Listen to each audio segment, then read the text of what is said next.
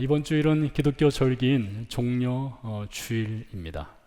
종려 주일은 예수께서 우리 죄를 위해 십자가에서 죽기 위해 예루살렘으로 입성하신 날을 기념하는 절기가 되겠는데요. 그 내용을 좀 더 살펴보게 되면 예수님께서 감난산, 올리브산이죠. 올리브산 위에서 어린 나귀를 타고 산비탈을 내려서 성으로 입성을 하시게 됩니다.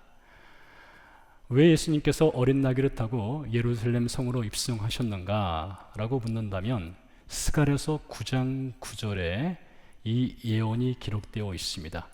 선지자 스가랴가 예언하기를 장차 오실 메시아 이스라엘의 왕은 겸손하여서 어린 나귀를 타고 예루살렘으로 입성하실 것이다 라는 예언을 하였습니다. 그 예언에 맞춰서 예수님께서 어린 나귀를 타고 예루살렘으로 입성하십니다. 그날 사람들은 예수님을 맞이하게 되는데요. 겉옷을 벗어서 길바닥에 깔고 종려나무 가지를 흔들면서 호산나 다윗의 자손이여 지금 우리를 구원하소서라고 대대적으로 예수님을 환영합니다. 종려나무 가지를 흔들며 예수님을 맞이하였다 하여 종려 주일이라고 부르기도 하지요. 이날로부터 엿새 후면은 유대인의 최대 명절인 유월절로 들어가는 금요일이 되겠습니다.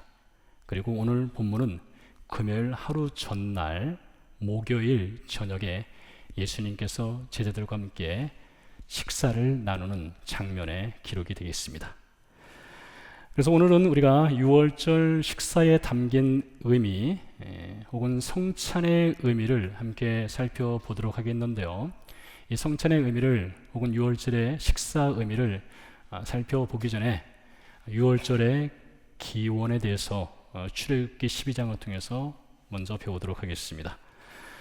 때는 주전 1400여 년 전입니다. 장소는 애굽, 이집트입니다. 당시 이스라엘 백성들은 400여 년 동안 애굽에서 처참한 노예 생활을 하고 있었습니다. 하나님께서 모세를 바로 애굽 왕에게 보내죠. 그리고 내 백성을 내보내라 명하셨습니다. 하지만 아시겠지만 바로는 하나님의 명령을 듣지 않습니다. 이에 하나님께서 10가지 재앙을 연거푸 애굽 땅에 내리시게 되는데 마지막 재앙이 애굽 땅에 살고 있는 모든 사람의 첫 번째 아들 장자의 죽음과 짐승의 첫 새끼의 죽음을 선포하신 것이었습니다. 하나님께서 죽음의 사자를 애굽 땅에 보내기 전에 모세를 통해서 이 죽음의 재앙을 피할 길을 가르쳐 주시게 되는데요. 우선 하나님께서 이렇게 말씀하셨습니다. 이스라엘 백성이 출애굽을 하는 그 달을 새해의 첫 번째 달로 삼으라 하였습니다. 그리고 첫 번째 달 열흘째 되는 날 어린 양을 취하라 하였어요. 출애굽기 12장 5절에서 8절에 보니까 이어서 어린 양에 관한 이야기가 등장하는데요. 이렇게 말을 하고 있습니다. 너희 어린 양은 흠없고 1년 된 수컷으로 하되 양이나 염소 중에서 취하고 이달 열 나흘까지 간직하였다가 해질 때에 이스라엘 회중이 그 양을 잡고 그 피를 양을 먹을 집 좌우 문설주와 임방에 바르고 그 밤에 그 고기를 불에 구워 무교봉과 쓴나물과 아울러 먹되 첫 번째 달 열흘째 되는 날 어린 양을 선택한 후에 나흘 동안 그 어린 양을 보관을 하는 것입니다. 그리고 나흘째 되는 날 저녁에 어린 양을 잡지요. 그리고 그 피를 집 현관에 바르고 집 안에서는 어린 양의 고기를 구워 먹습니다. 함께 먹는 음식이 있는데 쓴나물을 먹고요. 누룩이 들어가지 않은 떡, 무교병을 같이 먹습니다. 그날 밤에 죽음의 사자가 애굽 땅을 찾아오게 됩니다. 죽음의 사자는 집 현관에 피가 발라져 있는 집은 패스오버 넘어가고 현관에 피가 발라져 있지 않은 집에는 안타깝게도 그 장자의 죽음을 선포하게 되고 죽음의 도끼를 퍼뜨리죠. 이렇게 해서 애굽 땅에 피가 발라져 있는 집 사람들의 아이는 살아남고 피가 발라져 있지 않은 집 아이들은 죽임을 당하고 그 다음날 이른 새벽에 이스라엘 백성들은 출애굽을 하게 됩니다. 이것이 유월절의 기원이 되겠습니다. 하나님께서는 이 유월절을 두고 영원히 기억할 수 있도록, 기념할 수 있도록 명절로 삼으라 하였습니다. 우리가 설날에는 떡국을 먹어야 한 살을 더 먹습니다. 그리고 추석 때는 송편을 먹어야 명절의 분위기를 느낄 수 있죠. 그와 같이 이 유월절을 지켜서 영원히 전하라 하시면서 유월절에 먹어야 하는 특별한 음식을 하나님이 정해서 말씀해 주셨습니다.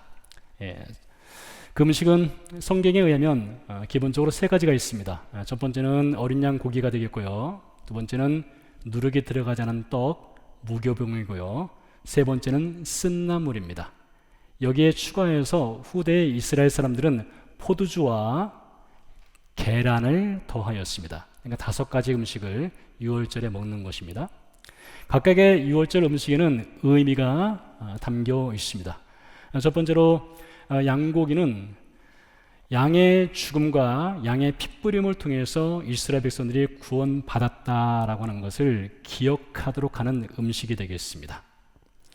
두 번째로 무교병, 그리고 쓴나물은 신명기서 16장 3절에 의하면 무교병은 고난의 떡이라 하였습니다. 이 고난의 떡이라고 하는 것은 이스라엘 백성들이 이집트에 있을 때에 400년 동안 그 처참한 노예 생활을 했다라고 하는 것을 무교병과 쓴나물을 통해서 기억하라 라는 의미로 이 음식을 먹는 것입니다. 다음으로 포도주를 먹는데요. 포도주는 노예 생활에서 자유함을 얻었다는 것에 대한 기쁨, 감사의 표현으로 마시는 음료가 되겠습니다. 그리고 마지막으로 계란을 먹는데 계란은 출애굽 후에 새로운 생활로 들어갔다는 의미로 계란을 먹는 것입니다. 그러니 출애굽 이후부터 만들어지게 된 유월적 식탁 위에는 양고기, 무교병, 쓴나물, 포도주, 계란이 올라오는 것입니다. 자, 이제 마가복음 14장 22절로 가보도록 하겠습니다. 예수님께서 유월절 하루 전날 밤 목요일에 제자들과 함께 유월절 식사를 하기 위해 모였습니다. 예수님 식탁이 여기 펼쳐져 있습니다. 우리는 그 식탁 위에 무엇이 놓여져 있는지를 알 수 있어요. 양고기가 있어야 되고요, 무교병과 쓴나물이 있어야 되고 포도주와 계란이 그 식탁에 있어야 하는 것입니다. 보이세요? 네. 22절을 읽어보도록 하겠습니다. 그들이 먹을 때에 예수께서 떡을 가지사 축복하시고 떼어 제자들에게 주시며 이르시되 받으라, 이것은 내 몸이니라 하시고, 예수님께서 유월절 식사를 시작하시면서 무교병, 누룩이 들어가지 않은 떡을 떼었습니다. 그리고 축복 기도를 하셨어요. 제자들에게 나눠주시면서 말씀하셨습니다. 받으라, 이것은 내 몸이니라. 우리가 성찬식을 할 때에 성찬식을 집행하는 목사가 이런 멘트를 합니다. 이 떡은 예수님의 몸입니다. 그렇게 말하게 된 그 기원이 바로 마가복음 14장 22절에서 나온 것입니다. 떡은 예수님의 몸을 상징한다는 것이죠. 바울도 고린도전서 11장 24절에서 예수님의 말씀을 인용하여 이렇게 말합니다. 성찬식에 관한 것인데요, 이것은 너희를 위하는 내 몸이니 이것을 행하여 나를 기념하라 하였습니다. 자, 예수님께서 말씀하신 받으라, 이것은 내 몸이다, 떡이 예수님의 몸을 상징한다라는 의미를 좀 더 들어가서 살펴보도록 하겠습니다.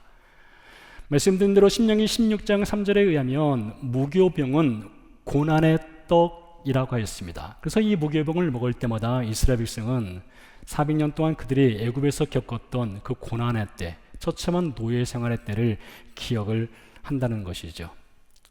아마 여러분 중에서도 어떤 음식을 보게 되면 그 음식에 담겨 있는 과거의 생활의 이미지가 있을 것입니다.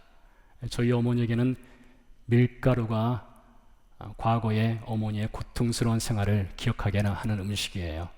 수제비, 칼국수 드시지 않습니다. 왜냐하면 젊을 때 하도 고생할 때 밀가루 음식을 너무 많이 먹어서 보기도 싫다고 합니다. 수제비, 칼국수, 노래 가사 중에 그런 가사가 있죠. 어머니는 짜장면이 싫다 하셨어. 그런 것처럼 어떤 음식은 우리의 일생활을 기억하게 하는 음식이 있습니다. 그와 같이 유월절 식탁 위에 올려져 있는 무교병을 볼 때마다 출애굽 1세대는 물론이고 그 후세대 사람들도 과거를 기억하는 겁니다. 우리 민족이 겪었던 아픔, 고난을 기억하는 것이죠. 남편은요, 이렇게 생각할 수도 있습니다. 그 무교병을 볼 때마다 그 과거의 기억이라고 하는 것이 참으로 아픈 기억입니다. 네 할아버지 뭐했어? 네 조상 뭐했어? 우리 조상, 우리 할아버지 애굽에서 노예 생활했어. 사실 이런 것 별로 기억하고 싶지 않은, 지워버렸으면 좋겠다는 것이거든요. 그럼에도 불구하고 하나님은 과거를 기억하라, 잊지 말라로 이 무교병을 유월절 기간에 먹도록 하셨습니다. 왜 그러실까요? 하나님께서는 이 과거에 대한 기억을 통해서 이스라엘 백성들이 그 고난의 시기를 지날 때에 하나님이 그들에게 베풀어 주신 이 구원의 은혜를 평생 간직하도록 하기 위해서 이 무교병을 유월절 식사에 먹도록 하신 것이었습니다. 그리고 오늘 예수님께서 과거의 고난을 기억할 수 있는 무교병을 손에 드시고 떼어서 제자들에게 나눠주셨습니다. 그리고 이것은 내 몸이다 하셨어요. 예수님께서 이것은 내 몸이다 말씀하신 것은 내가 바로 고난의 떡이다 이렇게 말씀하신 거예요. 예수님이 고난의 떡이다. 그렇다면 예수님이 고난의 떡이라고 하신 그 이유는 무엇일까요? 제자들은 지금 알지는 못하지만 내일 당장 예수님은 실제 고난의 떡이 되시는 분입니다. 그분은 십자가에서 죽으시는 분이죠. 그분은 십자가에서 피를 흘리시는 분이시고 십자가에서 고난당하시는 분인 것입니다. 그 의미를 담아서 예수님이 이것을 받으라, 내가 고난의 떡이다 이렇게 말씀하신 것이에요. 그래서 우리가 성찬의 떡을 뗄 때에 우리가 기억을 해야 될 것이 있습니다. 성찬의 떡을 뗄 때에 이 성찬의 떡은 예수님의 고난, 예수님의 십자가 죽음을 기억하면서 성찬의 떡을 떼는 것입니다. 여기서 한 걸음 더 들어가서 예수님께서 요한복음 6장에서 이렇게 말씀하셨습니다. 6장 35절 말씀인데요. 나는 생명의 떡이다 라는 말씀을 하셨어요. 너희가 내 살을 먹어야만, 즉 내 몸을 먹어야만 너희에게 영생이 있다 라고 말씀하시죠. 그래서 그 말을 들었던 유대인들이 거칠게 반박을 합니다. 말씀 요한복음 6장 52절에 보니까 그러므로 유대인들이 서로 다투어 이르되 이 사람이 어찌 능히 자기 살을 우리에게 주어 먹게 하겠느냐. 예수님께서 내 살을 먹어야만 너에게 영생이 있다 하시니까 유대인들이 그것을 문자적으로 해석을 했습니다. 그럼 우리가 당신의 살을 뜯어 먹어야 된단 말이냐? 그래야 우리에게 영생이 있다는 말이냐? 이렇게 해석을 했던 것이죠. 그런 일은 있을 수 없죠. 그래서 이들이 거칠게 반박을 한 것입니다. 근데 그 자리에 있던 베드로는 다르게 이 말씀을 들었습니다. 베드로는 어떻게 예수님 말씀을 이해했는가를 요한복음 6장 68절에서 69절 사이에서 들어보도록 하겠습니다.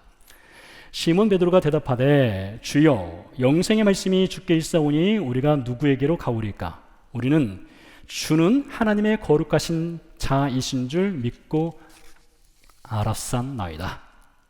베드로는 예수님 말씀을 문자적으로 해석을 해서 예수님 당신 살 좀 떼어주세요. 그래야 제가 그거 먹고 영생할 수 있지요. 이렇게 해석을 하지 않고 예수님 말씀을 가지고 당신의 말씀에 영원한 생명이 있습니다.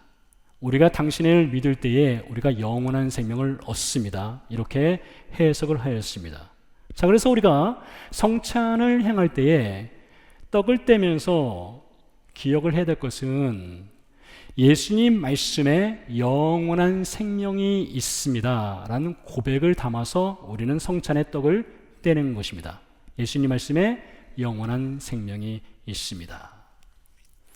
다음으로 유월절 식탁에 올라오는 포도주를 보도록 하겠습니다. 23절 24절 말씀인데요, 또 잔을 가지사 감사기도 하시고 그들에게 주시니 다 이를 마시매 이르시되 이것은 많은 사람을 위하여 흘리는 나의 피 곧 언약의 피니라 하였습니다.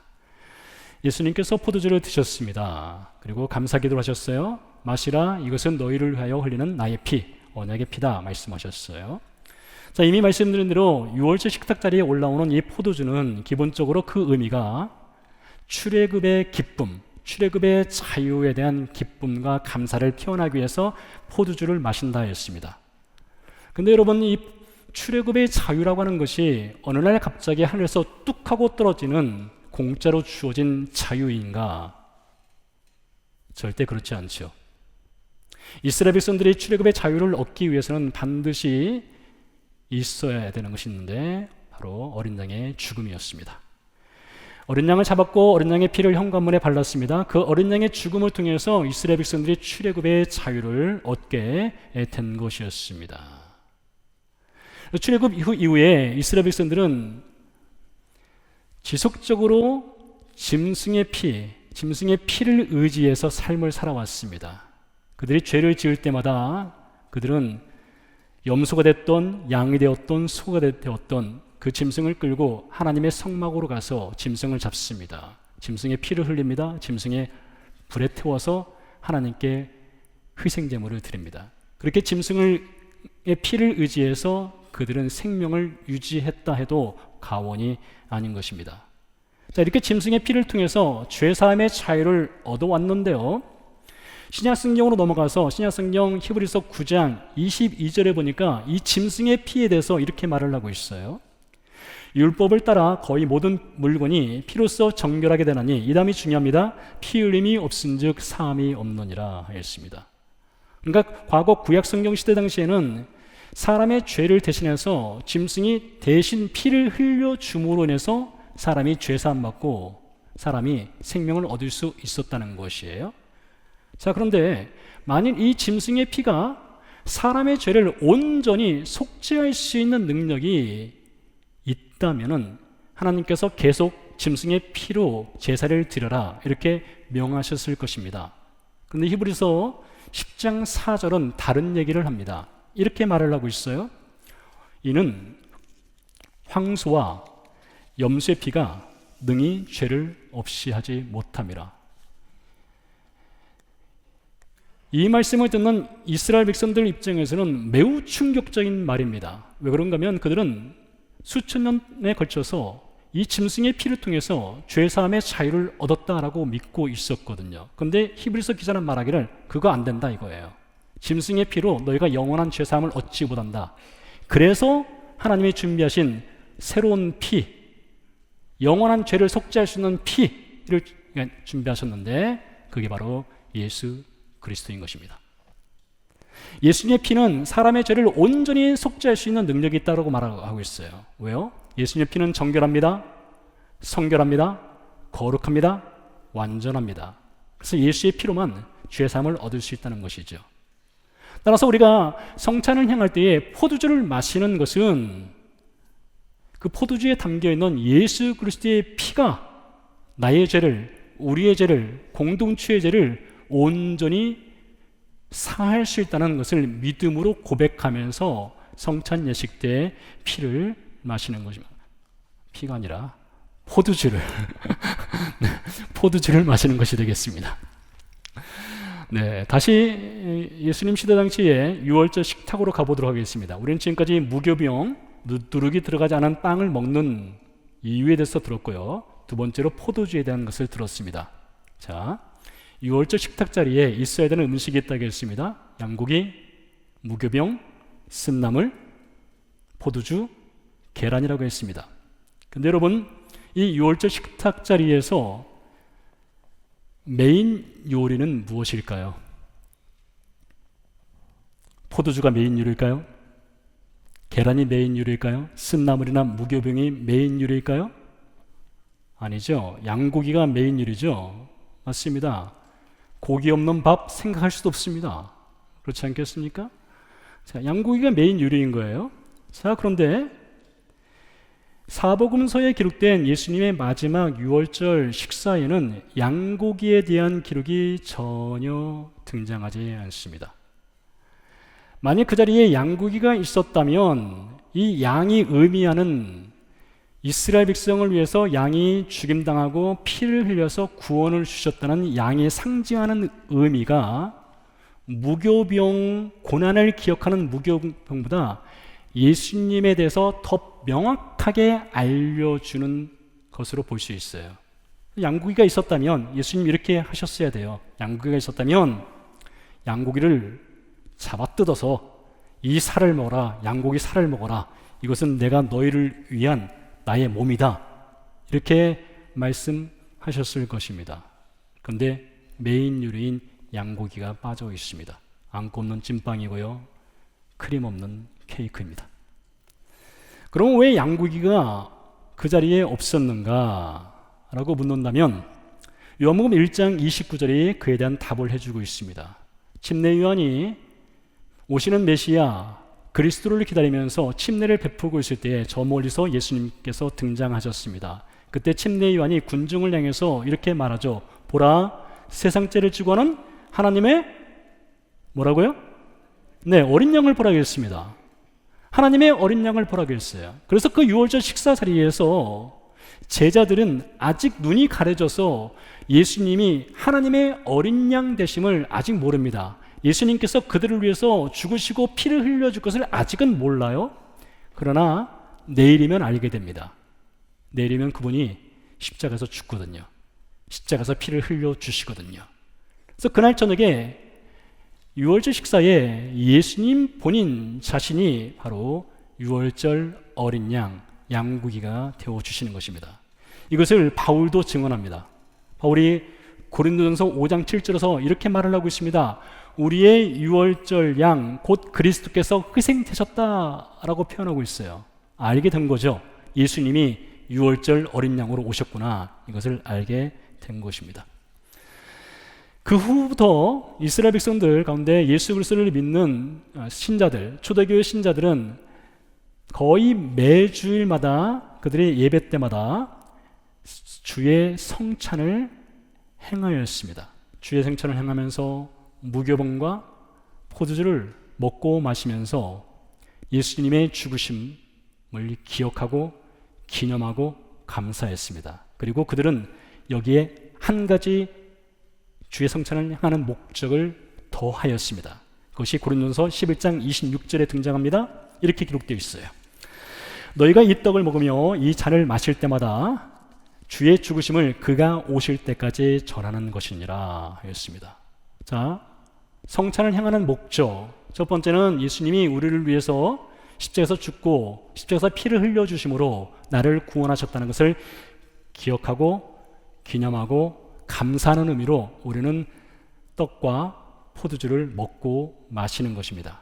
두 번째 의미는 예수님의 죽으심, 이 복음의 내용을 세상 가운데 나가서 전하라고 성찬 예식에 참여하는 것입니다. 여기서 한 걸음 더 들어가 보도록 하죠. 다시 6월절 식탁 자리로 가보도록 하겠습니다. 6월절 식탁 자리에는 절대로 빠져서는 안 되는 5가지 음식도 있지만 반드시 빼야 될 것도 있습니다. 절대적으로 6월절 식탁 자리 그리고 6월절 기간 중간에 올라와서는 안 되는 반드시 빼야 될 것이 있어요. 그것은 누룩, 이스트가 되겠습니다. 출애굽기 12장 15절 말씀입니다. 너희는 이래 동안 무교병을 먹을지니 이것은 6월절 기간 동안에 무교병, 누룩이 들어가지 않은 것을 먹으라는 거예요. 그 첫날에 누룩을 너희 집에서 제하라 하였습니다. 이스라엘 백성들은 6월절 기간 중간에 즉 7일 동안 지키는 6월절 기간에는 집안에 있는 모든 이스트, 누룩을 다 제거해야만 했습니다. 그리고 그것은 오늘날도 마찬가지입니다. 오늘날도 이스라엘에서는 유월절 기간을 맞이하면 이스트, 누룩이 들어간 모든 제품을 먹지 않습니다. 마트에서 팔지도 않습니다. 이미 있는 것들은 갖다 버리거나 태우거나 나눠줍니다. 누구에게요? 누룩이 들어간 것을 먹어도 되는 저와 같은 이방인들에게 나눠주기도 합니다. 심지어 코카콜라에도 이스트가 들어가는 거 아세요? 6월절 기간에 판매하는 코카콜라에는 이스트가 들어가지 않은 코카콜라를 팝니다. 어떻게 구분할 수 있는가? 병뚜껑이 노란색입니다. 여기 있는지 모르겠어요. 네. 이렇게 누룩이 들어간 것을 6월절 기간에는 완전히 제거하라는 명령을 하나님께서 주셨습니다. 자, 이것은 우리 성찬식과 더불어서 우리 신자의 삶에 적용을 해보면 신자의 삶에서도 6월절 기간 혹은 성찬의 때 혹은 우리 평생의 신자의 삶에서 반드시 제거해야 될 누룩들이 있습니다. 누룩이 있어요. 주의 성찬에 참여하는 신자들이 제거해야 될 누룩에 대해서 고린도전서 5장 8절은 이렇게 증언하고 있습니다. 이러므로 우리가 명절을 지키되, 여기서 말하는 명절은 6월절이란 명절입니다. 명절을 지키되 묵은 누룩으로도 말고 악하고 악에 찬 누룩으로도 말고 누룩이 없이 오직 순전함과 진실함의 떡으로 하자 했습니다. 바울은 고린도 교회 신자들을 향해서 말합니다. 너에게 있는 묵은 누룩을 제거하라. 예수님 믿기 전에 가졌던 악한 생각과 못된 버릇을 제거하라 라고 말을 하고 있어요. 악하고 악에 찬 누룩을 제거하라. 그래야 신자답게 성찬 예식에 혹은 유월절에 평생의 삶을 살아가는 신자다운 삶이다 라고 말을 하고 있습니다. 여러분, 우리가 버려야 될 누룩이 무엇입니까? 묵은 누룩입니다. 묵은 누룩은 신자 되기 이전에 갖고 있었던 옛생활의 습성, 버릇이십니다. 악한 생각입니다. 음란한 것입니다. 거친 언행이 누룩입니다. 누가복음 12장 1절에 보니까 또 다른 누룩이 등장하는데요. 예수님께서 이렇게 말씀하셨습니다. 너희는 바리새인의 누룩을 주의하라 하였습니다. 바리새인의 누룩이 무엇입니까? 그들의 누룩은 외식입니다. 외식은 겉과 속이 다른 것이지요. 여러분, 바리새인들은 누구보다도 말씀을 잘 아는 사람들이었습니다. 그들의 성경책은 하도만 읽어서 낡았습니다. 제 성경책도 조금은 낡았는데요. 제가 이거보다 더 낡은 성경책을 한 권 갖고 있었는데 지금 어디 갔나 모르겠습니다. 이 낡은 성경책을 보여주면 신자들은 그렇게 생각할 수도 있어요. 목사님 성경책 낡은 거 보니까 많이 읽나 보다.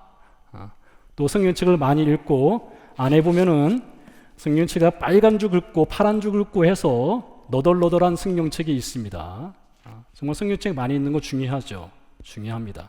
근데 바리새인들이 그랬다는 거예요. 바리새인들의 성경책을 보면 하도 많이 읽어서 너덜거리고 빨간 줄을 하도 많이 쳐가서 글씨도 잘 안 보이고 그럴 정도로 성경책을 많이 아는 사람들이라는 것입니다. 경건의 모양에 있어서는 바리새인 따라갈 사람 없었던 것이죠. 그런데 예수님이 말씀하신 것은 그들에게는 경건의 능력은 있으나 경건의 모양은 있으나 경건의 능력이 없다를 말씀하신 거예요. 그들의 겉사람은 쉽게 변화되지만 그들의 속사람은 변화되지 않는 것을 말씀하신 거예요. 여러분, 우리는 겉사람을 쉽게 바꿀 수 있습니다. 우리는 유행에 따라서 머리 스타일도 바꿀 수 있고요. 유행에 따라서 옷도 바꿀 수 있습니다. 겉모습은 얼마든지 바꿀 수 있어요. 심지어 우리는 성형도 할 수 있습니다. 근데 우리의 속사람은 어떻습니까? 우리의 속사람, 묵은 속사람이 변화되지 않는 누룩, 그것이 바로 우리가 버려야 할 누룩이 된다는 것이죠. 자, 그래서 우리가 버려야 될 누룩을 알기 위해서는 우리가 우리 자신을 잘 살펴볼 필요성이 있습니다. 바울이 고린도전서 11장에서 성찬 예식에 대해서 말하면서 이런 얘기를 이어나갑니다. 너희가 성찬 예식에 참여하기 전에 반드시 사람이 자기를 살피고 서칭해서 자신 안에 어떤 누룩이 있는지를 잘 살펴보고 성찬 예식에 참여하라고 권면을 하고 있습니다. 그래서 우리가 성찬식을 행할 때마다 먼저 회개 기도를 하죠. 이 회개 기도한다는 것이 단순히 나의 죄를 용서해 주세요, 성찬식에 참여할 수 있도록 깨끗게 해주세요, 그 정도 수준이 아니라 우리가 회개 기도한다는 것은 나를 깊이 있게 살펴보는 것입니다. 그리고 내 안에 버리지 않은 누룩이 있지 않냐를 찾아내는 것이에요. 하나님이 기뻐하지 않는 누룩, 옛 버릇의 누룩을 제거하지 아니하는 신자는 구원의 출애굽은 있었으나 구원받은 신자답게 살아가는 삶의 출애굽은 여전히 없는 것입니다. 구원의 출애굽은 있어요. 예수 그리스도를 믿으면 구원받습니다. 그러나 옛 생활 버려야 될 누룩의 출애굽은 여전히 없는 거예요. 여러분 잘 들어보시기 바랍니다. 홀로코스트 생존자인 프리모 레비가 쓴 이것이 인간인가? 라는 책이 있습니다. 이것이 인간인가? 프리모 레비 이분은 아우슈비츠에서 실제로 거의 죽음 문턱까지 갔다가 살아 돌아오신 분인데요. 이분이 수용소에서 겪었던 일들을 써 내려가다가 이런 일화를 들려줍니다. 들어보세요. 수용소에는 법칙이 있습니다. 네 빵은 네가 먹고 가능하다면 다른 사람의 빵도 빼앗아 먹어라. 그렇게 하지 않는 것은 자살 행위와 같다 했습니다. 그런데 어느 날 몇 사람이 빵을 나누기 시작하였습니다. 자신이 먹어야 될 빵을 약한 사람, 죽어가는 사람들을 위해서 나누기를 시작하였어요. 그 장면을 프리모 레비가 보았습니다. 그리고 그는 글에서 이렇게 써내려갑니다. 그것은 빵을 나누는 것은 우리 사이에서 처음으로 일어난 인간적인 몸짓이었다. 나는 그 순간 우리가 그저 죽지 않기 위한 자로 존재하는 것이 아니라 다시 인간으로 변화되는 것을 보게 되었다 라고 기록하고 있습니다. 작은 빵 조각이지만 그 작은 빵 조각을 서로 나눔을 통해서 그들은 인간됨의 존재를 서로 확인했던 것입니다. 주의 성찬은요, 홀로 하지 않습니다. 그 누구도 홀로 주의 성찬에 참여하지 않습니다. 주의 성찬은 공동체가 함께하는 것입니다. 공동체가 함께 먹고요, 공동체가 함께 마십니다. 함께 같은 높이의 의자에 앉습니다. 공동체의 성찬은 기울어진 식탁이 아니라 평평한 식탁에서 같이 먹고 같이 마시는 것입니다. 왜요? 함께 먹는 음식, 함께 마시는 음료, 그것을 통해서 우리는 너도 인간, 나도 인간, 너도 사람, 나도 사람, 너도 신자, 나도 신자를 확인하는 것입니다. 사람이 같은 위치에 있다라고 하는 것은 서로를 향한 존경과 존중의 의미가 그 안에 담겨 있는 것입니다. 여러분, 주의 성찬을 참여하는 우리 신자들이 버려야 할 누룩이 무엇입니까? 누룩은 사람을 대하는 악한 태도, 사람을 존중하지 않는 태도의 누룩입니다. 사실 고린도 교회의 신자들은 많은 문제들이 있었는데 그들이 주의 성찬을 참여할 때조차도 그들은 같은 높이의 의자에 앉지 않았습니다. 그들의 식탁은 기울어져 있었습니다. 그들은 시기하였고요, 싸웠고요, 질투하였고 다투었습니다. 무엇보다 상대를 향한 존중의 말이 없었습니다. 상처를 주는 악한 돌직구를 던지곤 하였습니다. 야고보서 3장에 보니까 이런 말씀이 있습니다. 사람의 혀는 쉬지 아니하는 악이다. 죽이는 독이 가득한 것이라 하였습니다. 여러분, 우리가 평생에, 신자로서 평생에 제거해야 될 가장 악한 누룩이 무엇이냐? 우리의 혀입니다. 우리는 혀를 잘라낼 수는 없습니다. 잘라낼 수는 없지만 혀에 재갈을 물려야 합니다. 사람에 대한 존중이 없는 말은 독입니다. 그것이 바로 누룩인 것이에요. 그 누룩을 제거하면서 우리는 성찬에 참여하는 것입니다. 다른 사람 생각하지 마십시오. 자신을 생각하십시오. 바울이 말했습니다. 네 자신을 살펴라 했습니다. 네 자신을 살펴라. 본문 25절을 보도록 하지요. 진실로 너에게 이르노니 내가 포도나무에서 난 것을 하나님 나라에서 새 것으로 마시는 날까지 다시 마시지 아니하리라. 우리는 언젠가 하나님 나라에서 예수님과 함께 포도주를 마시고 함께 잔치를 하는 날을 맞이하게 될 것입니다. 근데 그 전까지 우리는 앞으로도 계속해서 정기적으로 성찬 예식에 참여할 것입니다. 그리고 성찬 예식을 통해서 우리는 주의 죽으심과 주께서 베풀어 주신 구원에 감사하고 전하게 될 것입니다.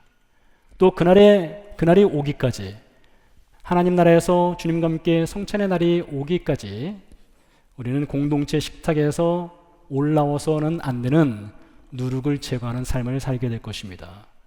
여러분, 우리가 버려야 될 누룩이 무엇인가를 스스로 살펴보시기 바랍니다. 그 누룩이 절대적으로 공동체 식탁에 올라오지 않도록 여러분 주의하시기 바랍니다. 아까워하지 마세요. 버리세요. 쓰레기입니다.